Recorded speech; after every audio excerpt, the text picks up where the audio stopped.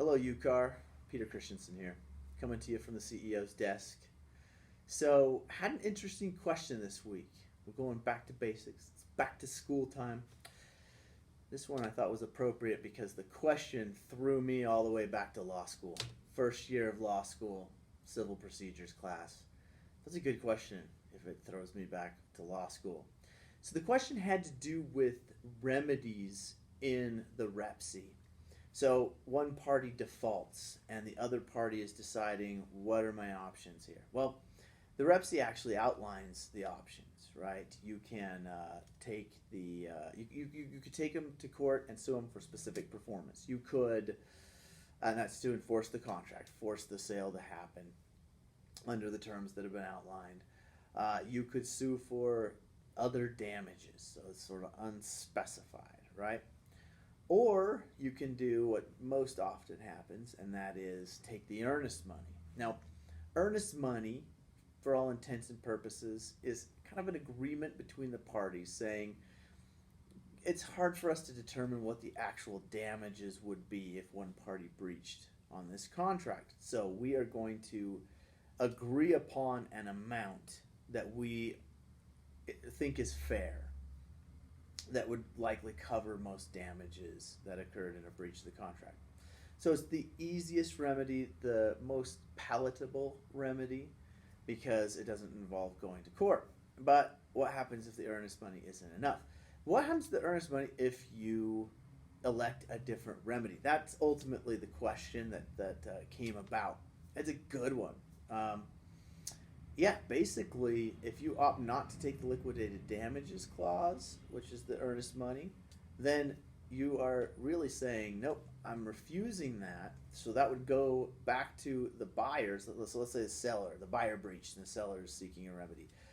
Yet you kind of just pass on that, say, nope, I don't agree that that's the best remedy for me, and therefore I'm going to forego that remedy and seek a different one.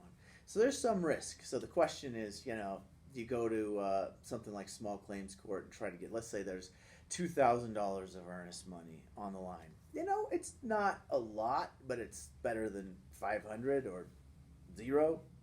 So, it's a little money there, but you think, gosh, my appraisal, my inspection, I'm already at $3,500 in damages for some of these costs that I put in. Let's say the seller was paying for some of this stuff, right? So seller says, I'm already out of pocket $3,000. Well, you can go to small claims court, because usually most cities under 10,000 falls under small claims court. But you're going to risk that earnest money, because if the judgment comes in different, less than the earnest money, you've kind of forfeit that right to the earnest money by going after a different remedy. So, tricky one, but you really can only pick one of the remedies. So you can't, sue them for specific damages and then also get the earnest money.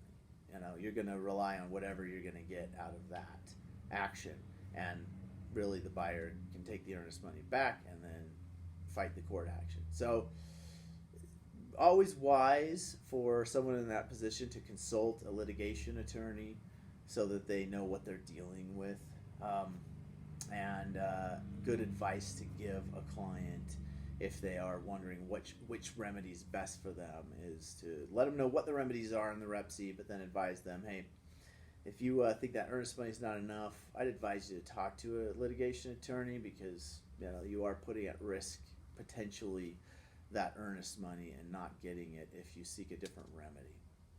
Hopefully that helps. It's a little in-depth and probably not a scenario you run into even every year, but it's a good one to understand. As always, this is not intended as legal advice. This is legal information only. If you need specific legal advice, please consult your attorney. Thanks for tuning in.